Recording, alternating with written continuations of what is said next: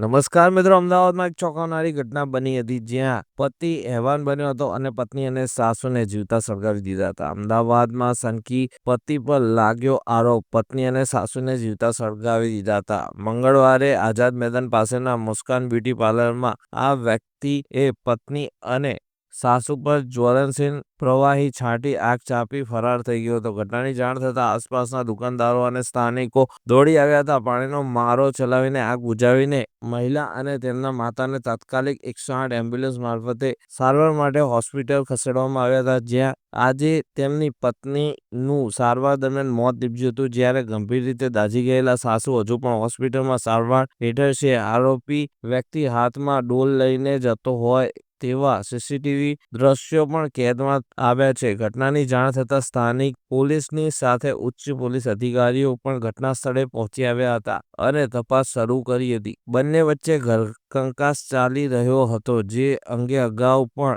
મહિલા અને પતિ વિરુદ્ધ ફરિયાદ પણ નોંધાવી હતી. ઘટનામાં આરોપી પતિ પણ દાઝી જતા તેને હોસ્પિટલ સારવાર માટે ખસેડવામાં આવ્યો હતો. આરોપી હાલ પોલીસ કસ્ટડીમાં છે. પોલીસે આસપાસના લોકોનું નિવેદન પણ નોંધ્યું હતું અને વધુ તપાસ હાથ ધરી હતી. આવી ઘટના બનતાની સાથે ચકચાર મચી ગઈ. તમારું શું કહેવું છે આના વિશે કમેન્ટ કરીને જરૂરથી જણાવજો. આવા જ વિડીયો જોવા માટે અમારી ચેનલને સબસ્ક્રાઇબ કરી લેજો.